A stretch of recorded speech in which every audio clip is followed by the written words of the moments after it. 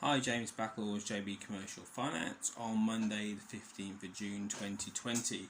There was an interesting announcement over the weekend that HMRC are going to be bringing out quote-unquote draconian methods with regard to the government schemes to ensure that people weren't committing fraud.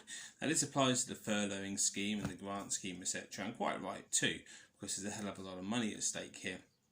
But one of the questions I've been asked several times in the last 24 hours is this going to relate to the bounce back loan scheme and the receivables loan scheme, but especially the bounce back loan scheme where the due diligence was incredibly low. And it's slightly different, and the reasons for that are that the bounce back loans are a bank product.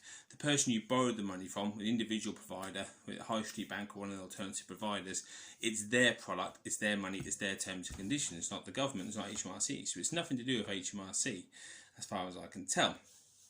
The other issue is going to be that realistically, because of the volume of these loans out there, it's only going to become an issue for the banks if you actually default on a loan. So if you have taken out a loan, you believe maybe you're slightly liberal with the truth, and unfortunately evidence suggests that there's a hell of a lot of those around, then as long as you keep the loan up to date, you probably won't have an issue.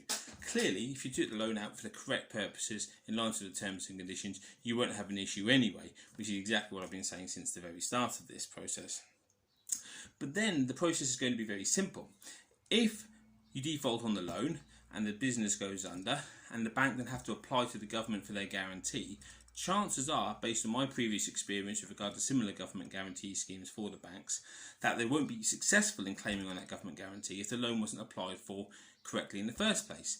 So if you applied for £50,000 and you were only turning over £40,000 at the time, but you self-certified you were turning over more so you could claim the higher amount, then chances are the government won't pay on this guarantee because the loan wasn't taken out correctly in the first place. And at that stage, it will be for the bank to decide if they actually want to seek any kind of legal measures against the applicant in the first place.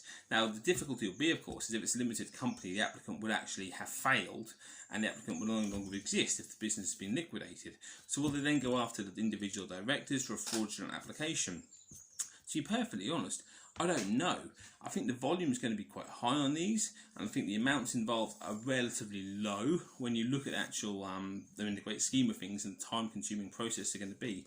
So it's highly possible the banks won't do that, but this is where it will affect things like your personal, I'm not saying your credit history. Well, it may affect your credit history, we don't know, but it certainly is going to affect your ability to get credit in the future if you're involved in a fraudulent application. We know that for sure.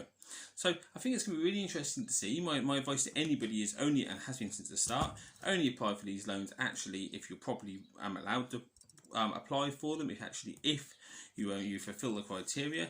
If for whatever reason you find yourself in a position now where you're thinking, maybe I shouldn't have done that, then if I were you, I'd make sure to keep the loan up to date or even repay it if you can, because I do think at some point this will come around to bite you on the backside, which is what I've been saying since the start.